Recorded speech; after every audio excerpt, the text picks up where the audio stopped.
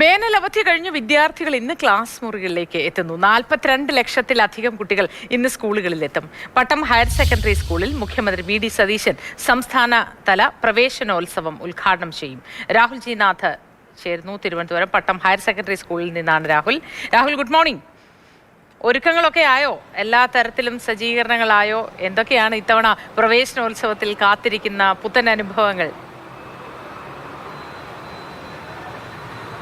Modi, good morning. ഇന്ന് കുറേയധികം കുട്ടികൾക്ക് ഒരു പുതിയ മോർണിംഗ് ആകും. കാരണം പുതിയ അനുഭവത്തിലേക്ക് കടക്കുകയാണ്. ഒരുപക്ഷെ അംഗൻവാടിയിലൊക്കെ പോയവർ തന്നെ ആയിരിക്കും.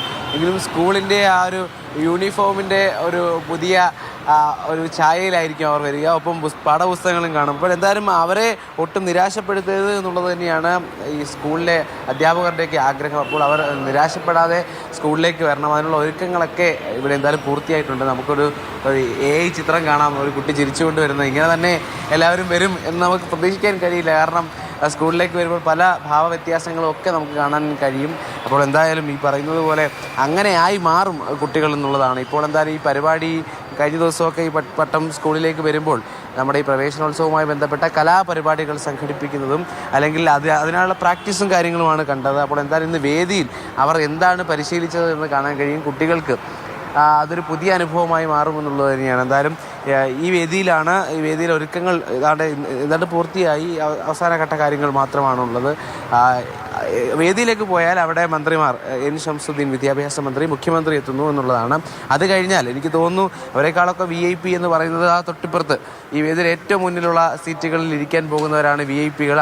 പല നിറങ്ങളിൽ അവരുടെ കസേരകൾ കാണാം. പണ്ടൊക്കെ ഒരു കൗതുകത്തിലൊക്കെ നമ്മളൊക്കെ ഈ കസേരയിൽ ഇരുന്ന് നോക്കാറുണ്ട്. ഇനി ഇരുന്നാൽ അത് ശരിയാകില്ല എന്നുള്ളതാണ്. കാരണം പല നിറങ്ങളിൽ VIP സീറ്റുകൾ ഫ്രണ്ടിൽ ഒരുക്കിയിട്ടുണ്ട്. അവരാകും ഈ പരിപാടിയുടെ മുൻനിരയിലിരുന്ന് ഈ പരിപാടി വീക്ഷിക്കുക. ഒരുപക്ഷെ വരും വർഷങ്ങളിൽ ഇപ്പോൾ കാഴ്ചക്കാരായി നിൽക്കുന്നവർ സംഘാടകരായി മാറുന്ന ആ കാഴ്ചയും കൂടി കാണാൻ കഴിയും. അങ്ങനെ വളർച്ചയുടെ ഓരോ പടവുകളും ഇന്ന് പലരും തുടങ്ങുകയാണ്. വല്ലാത്ത മനോഹരമായ അനുഭവമാണ്. ഇപ്പോൾ ആലോചിക്കുമ്പോൾ സത്യം പറഞ്ഞാൽ പഠിക്കാമെന്നൊക്കെ തോന്നും. പക്ഷെ അന്ന് ഒരു മടിയും കാര്യങ്ങളും ഒക്കെ ഉണ്ടായിരുന്നു. ആ മടിയൊക്കെ മാറി കരഞ്ഞുകൊണ്ടായിരിക്കും സ്കൂളിലേക്ക് പോയത് അല്ലേ? വല്ല ഓർമ്മയുണ്ടോ?